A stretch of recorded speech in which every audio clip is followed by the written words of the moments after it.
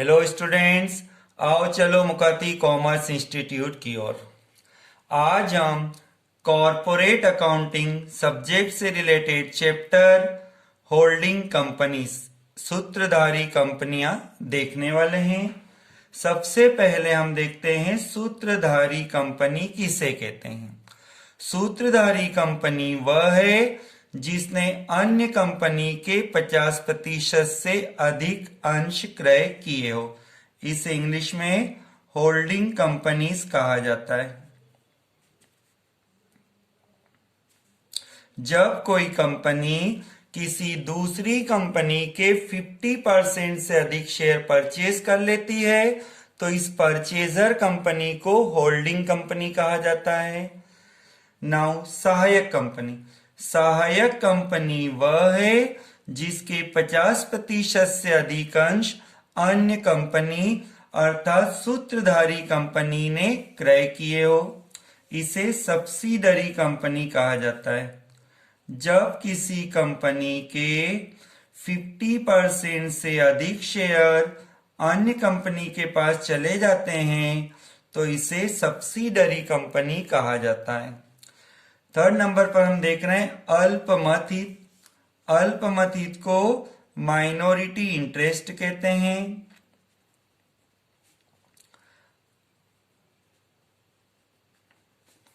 अल्पमत हित का आशय उन अंशधारियों से है जिन्होंने सहायक कंपनी के शेष अंशों में विनियोग किया है। अब हम एक एग्जांपल देखते हैं। जैसे यहां पर दो कंपनियां हम लेते हैं, A limited, B limited. B limited की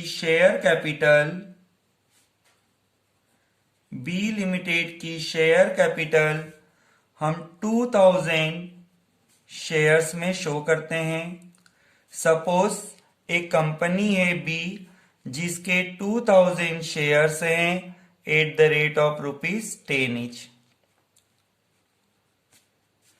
ये 2000 शेयर कंपनी के कहां पर होते हैं? पब्लिक के पास। अब इस कंपनी के 2000 शेयर में से आप ये समझें कि 60% मीन्स 1200 शेयर ए लिमिटेड ने परचेज कर लिए। बी लिमिटेड के 2000 शेयर में से 60% 1200 शेयर ए ने परचेज कर लिए। तो जो कंपनी शेयर परचेज कर रही है उसे हम होल्डिंग कंपनी कहते हैं, जिसे हम एच से शो कर सकते हैं। और जिस कंपनी के शेयर परचेज किए जा रहे हैं उसे सब्सिडरी कंपनी कहते हैं। लेकिन बी लिमिटेड के 40% शेयर 40% का मीनिंग है यहां पर 800। ये 800 शेयर अभी भी पब्लिक के पास है, तो इसी पब्लिक को हम क्या कह सकते हैं? Minority interest. इसी को हम माइनॉरिटी इंटरेस्ट कह सकते हैं। अल्पमत हित। क्लियर? अब इस चैप्टर से रिलेटेड क्वेश्चन को कैसे सॉल्व करते हैं, तो अब हम देखते हैं इसका फॉर्मेट। ये देखिए हमने एक हेडिंग बनाई है फॉर्मेट। फॉर्मेट में सबसे पहले हमने वर्किंग नोट से स्टार्ट किया है।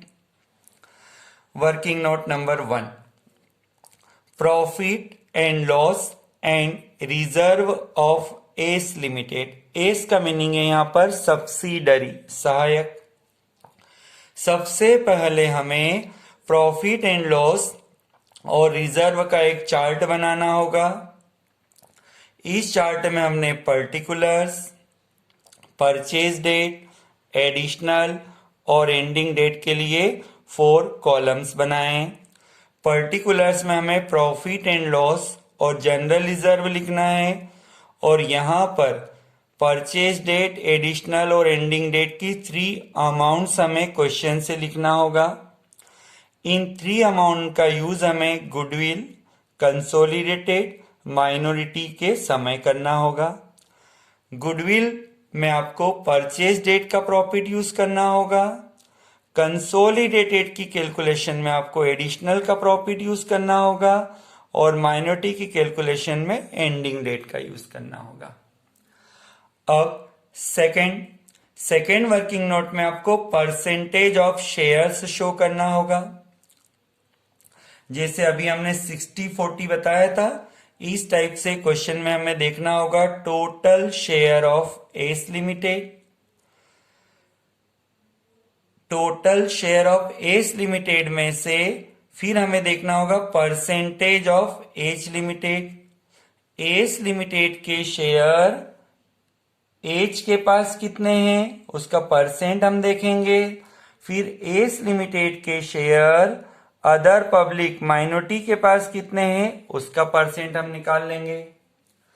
इसके बाद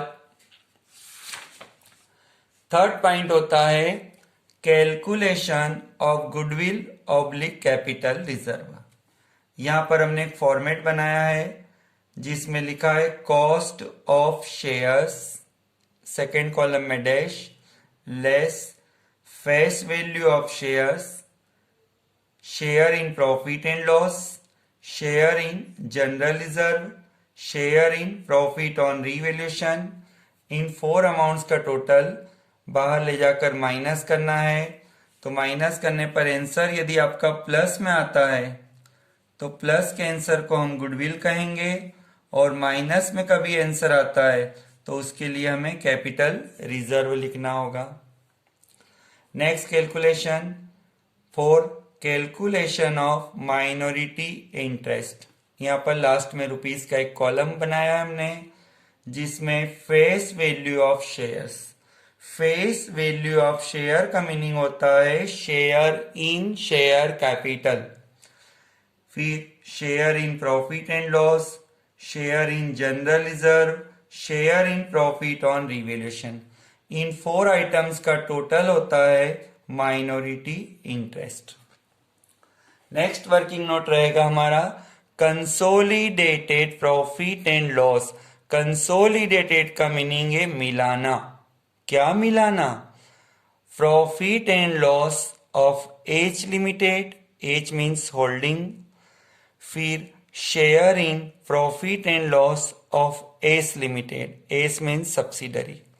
सबसे पहले आपको एच लिमिटेड का प्रॉफिट लिखना होगा, फिर एस लिमिटेड के प्रॉफिट में हिस्सा शेयर देखना होगा। नेक्स्ट कंसोलिडेटेड जनरल रिजर्व, ये 6 नंबर का वर्किंग नोट रहेगा। इसमें लास्ट में रुपीस का कॉलम और general reserve of H limited, इसमें हमें एच लिमिटेड का जनरल रिजर्व लिखना होगा। फिर share in general reserve of S limited. Consolidated का मतलब है मिलाना। हमें एच कंपनी और एस कंपनी का रिजर्व मिलाना है तो एच लिमिटेड का रिजर्व लिखेंगे। लेकिन एस लिमिटेड में कुछ हिस्सा होल्डिंग का होता है और कुछ माइनॉरिटी का होता है, इसलिए हमने लिखा है share in general reserve of S limited. Clear? ये 6 वर्किंग नोट होने के बाद हमें बैलेंस शीट बनाना होगा। तो अब हम बैलेंस शीट का फॉर्मेट देखते हैं। कंसोलिडेटेड बैलेंस शीट, जिसे समेकित चिट्ठा या मिश्रित चिट्ठा भी कहा जाता है। एज ऑन, जो भी डेट होगी क्वेश्चन में आप यहां पर नोट कर लें, पर्टिकुलर्स रुपीस। बैलेंस शीट में फर्स्ट हेडिंग होगी इक्विटी एंड लाइबिलिटीज। इस इक्विटी एंड लाइबिलिटीज हेडिंग में आपको ए हेडिंग में लिखना होगा share capital, B reserve and surplus, C minority interest, D non current liabilities, E current liabilities. फिर total second heading यहां पर हमने लिखा है असेट्स। असेट्स हेडिंग में आपको लिखना है ए हेडिंग में non current assets, B heading में लिखना है करंट असेट्स, यहां पर आ जाएगा टोटल। अब आप देखिए हमने कंसोलिडेटेड बैलेंस शीट में कुछ जगह पर लिखा है H plus S, H plus S. तो H means holding, S means subsidiary. जैसे करंट असेट्स लिखेंगे तो H और S की असेट्स को प्लस करना है, non current assets holding subsidiary की प्लस करना है, current liabilities holding plus subsidiary, non current liabilities holding plus subsidiary. Minority interest आपको वर्किंग नोट की अमाउंट से लाना है, इसलिए हमने WN लिखा है working note. Reserve and surplus working note से लिखना है। शेयर कैपिटल, यहां पर स्पेशली ध्यान दें, share capital only holding limited. लेकिन जब आप क्वेश्चन सॉल्व करेंगे तो क्वेश्चन में आपके एक वर्किंग नोट से गुडविल आएगा।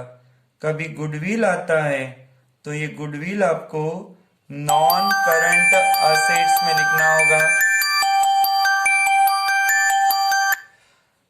ये हमें नॉन करंट असेट्स में लिखना होगा। लेकिन कभी कैपिटल रिजर्व आता है, कैपिटल रिजर्व आता है तो ये रिजर्व एंड सरप्लस हेडिंग में लिखा जाएगा। रिजर्व एंड सरप्लस हेडिंग में लिखा जाएगा वर्किंग नोट से। Okay, clear? तो ये हमने होल्डिंग कंपनी से रिलेटेड क्वेश्चन को सॉल्व करने की मेथड देखी, जिसमें हमने वर्किंग नोट और कंसोलिडेटेड बैलेंस शीट का फॉर्मेट देखा। अब इसके आगे हम नेक्स्ट लेक्चर में बात करेंगे। ओके।